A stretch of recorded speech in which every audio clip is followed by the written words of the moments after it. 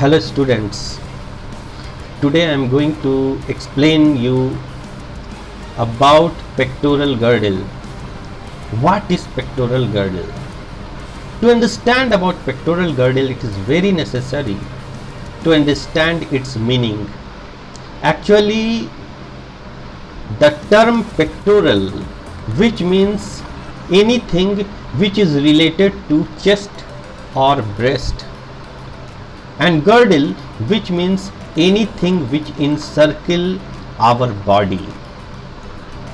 Actually, pectoral girdle consists of two bones, clavicle and in scapula, and when these bones, two clavicle and two scapula, articulate with each other, then it encircle our body.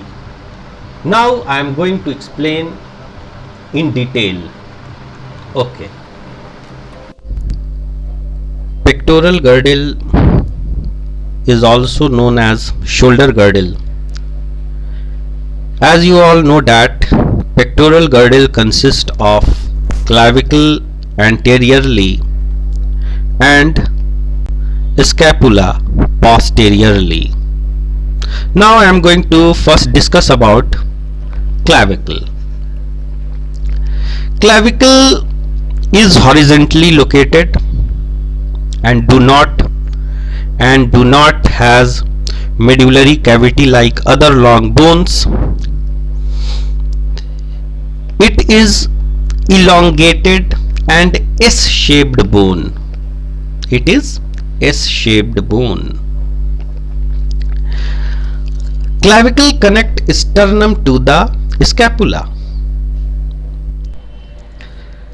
The clavicle has two ends, medial end and lateral end.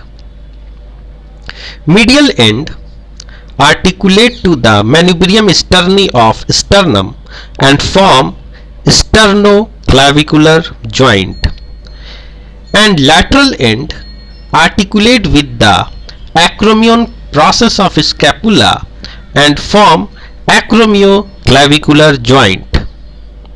It keeps upper limb away from trunk to increase movement. Its medial half is convex and lateral half is concave anteriorly.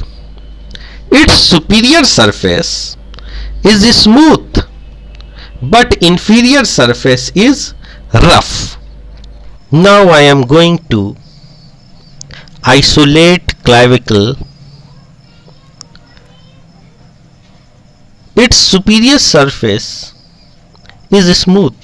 Its superior surface is smooth, and its inferior surface shows rough impressions.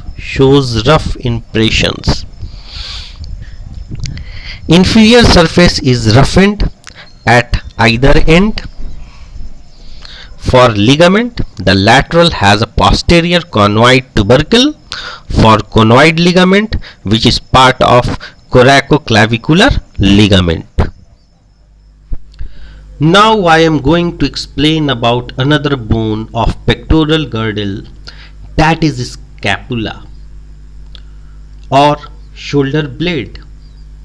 Scapula is triangular bone which lies on the posterolateral surface of the thoracic cage. It lies on the posterolateral surface of the thoracic cage. This one is right scapula. It extends from 2nd to the 7th ribs. As it is triangular bone, it has three angles: superior angle, inferior angle and lateral angle. It has three borders: medial border, lateral border and superior border. It also has two surfaces, that is anterior surface, which is also known as costal surface because it lie over rib. Anterior surface lie over rib and posterior surface. Now I am going to isolate this bone from rest of the bone. Now this one is anterior surface and this one is posterior surface. On the posterior or dorsal surface, there is a spine of scapula. Spine of scapula divides the dorsal surface into upper quadrant called supraspinous fossa and lower three quadrant called infraspinous fossa. In the supraspinous fossa, there is insertion of supraspinous muscle, and in the infraspinous fossa, there is insertion of infraspinous muscle. Spine continue forwards laterally and expand to form acromion process. Acromion term is coined from Greek word akros, which means topmost, and omos, which means shoulder. Now I am going to rotate scapula towards its costal surface, which is also said as anterior surface. Costal surface lies on the rib and is slightly concave. It forms a fossa called subscapular fossa. It has several ridges on it. Now about borders of scapula. Scapula has a vertical medial border. Scapula has a vertical medial border which is about 8 centimeter from the midline. Now about superior border. Superior border is more or less horizontal.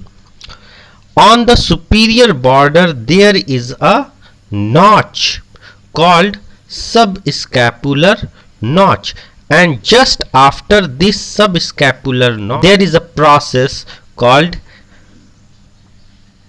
coracoid process. This one is coracoid process. Okay, coracoid process is a Greek word which means beak, Now about lateral border of the scapula. Lateral border is oblique, passing downwards and inwards to meet medial border and forming inferior angle. At the lateral angle there is a pear shape cavity or convex area called glenoid cavity. Head of the humerus articulate with this glenoid cavity and form ball and socket type of shoulder joint. Okay, thank you.